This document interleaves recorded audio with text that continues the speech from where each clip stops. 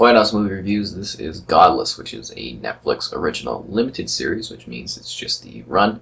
It is a selection of 7 episodes and a pile of connected stories. So basically, in this town where there was a tragic mining accident, it's left with mostly women, and it's a very empty and somewhat dying town. The events of the series somewhat follows this town building itself back up through the use of a new mine and kind of what happens around that. The town is also somewhat afraid from the local outlaws that go around. They cause a lot of issues, and the actual series opens up with a very beautiful and yet chilling scene of their aftermath and one of their attacks. It's all very stylized and very gorgeous. The cinematography is just beautiful in all the episodes. Almost every shot is just perfect.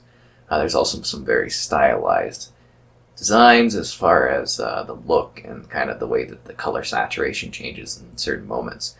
There were some flashbacks. Those are kind of grayscale. Wasn't a huge fan of those, to be honest. I didn't feel that they were really necessary.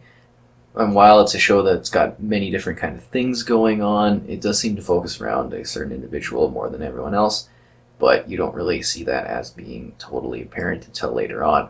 All the stories do come together for a very epic finale, but it feels like a bit of a generic Western in the sense that you could have just put this into a regular, 2-hour length Western film, and it would have the same effect.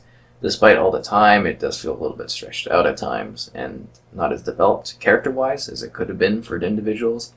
It was interesting how there were so many different aspects and things going on at the same time, and how this town just kind of went along for however long the actual series in days ran for within the universe. The acting was well done. The look of the series is really great. I mean, it looks just gorgeous.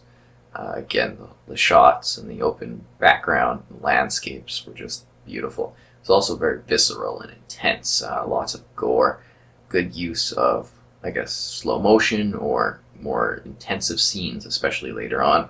But again, it felt as though it was stretched out too far, and I'm starting to feel that with a number of the Netflix series that have been going on recently, is that the material is stretched a little bit thin.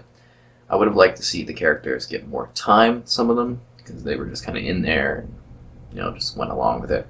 It was an alright watch. I didn't hate it. I didn't think it was anything too amazing. Overall, I'd give it a 6.5 out of 10. You can read my full review in the description below.